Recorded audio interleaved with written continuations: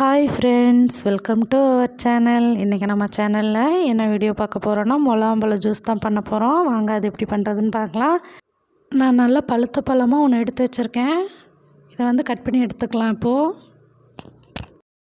நம்ம சேனல் இது வரைக்கும் சப்ஸ்கிரைப் பண்ணலைன்னா சப்ஸ்கிரைப் பண்ணிக்கோங்க. அப்படியே பக்கத்துலேயே இருக்கிற பெல் பட்டனை கிளிக் பண்ணிக்கோங்க. அப்போ தான் நான் போடுற வீடியோ உங்களுக்கு நோட்டிஃபிகேஷனில் வரும். இப்போ கட் பண்ணி எடுத்தாச்சு. இதுக்குள்ளே இருக்கிற விதையை வந்து ஒரு ஸ்பூன் வச்சு எடுத்துக்கலாம்.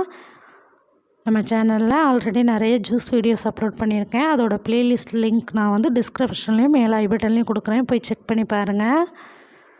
இந்த மாதிரி நம்ம விதையை ஸ்பூனில் வச்சு எடுத்துட்டோம்னா க்ளீனாக வந்துடும். கரண்டி வச்சு இது எல்லாத்தையும் எடுத்துக்கலாம். ஒரு பவுலில் ட்ரான்ஸ்ஃபர் பண்ணிக்கலாம்.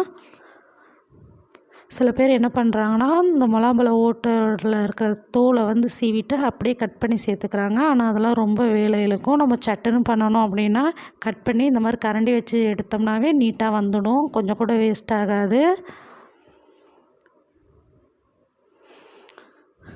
இப்போ எடுத்தாச்சு. ஃபுல்லாக பாருங்கள், கொஞ்சம் கூட வேஸ்ட் ஆகலை.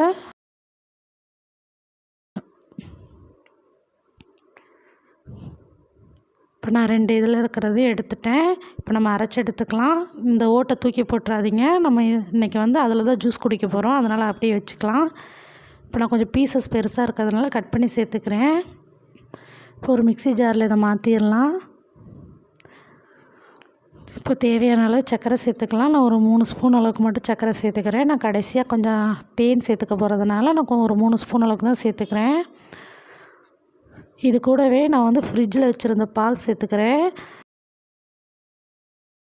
நீங்கள் தேவைன்னா ஐஸ் க்யூப் கூட சேர்த்துக்கலாம். பாலே ரொம்ப ஜில்லுன்னு இருக்கிறதுனால நான் வந்து ஐஸ் க்யூப் சேர்த்துக்கல. இப்போ இதை வந்து அரைச்சி எடுத்துகிட்டு வந்துடலாம். அரைச்சி எடுத்துகிட்டு வந்தாச்சு. நான் கொஞ்சம் குறப்பாகவே அரைச்சி எடுத்துருக்கேன். ஏன்னா அப்போ தான் குடிக்கும்போது நல்லாயிருக்கும். இப்போ முலாம்பழம் ஓட்டை வந்து தூர போடலை, அதுலேயே வந்து சர்வ் பண்ணிக்கலாம். கொஞ்சம் டிஃப்ரெண்ட்டாக இருக்கும். பசங்களுக்கு இந்த இதுலேயே கொடுத்துர்லாம். கொஞ்சமாக தேன் சேர்த்துக்கலாம் ஃப்ளேவருக்காக. நீங்கள் வேணான்னா ஸ்கிப் பண்ணிவிடுங்க. அவ்வளோதாங்க, முலாம்பழம் ஜூஸ் ரெடி ஆகிடுச்சு. இந்த வீடியோ பிடிச்சிருந்தால் லைக் பண்ணி கமெண்ட் பண்ணி ஷேர் பண்ணுங்கள். நம்மளோட அடுத்த வீடியோவில் பார்க்கலாம். Bye friends.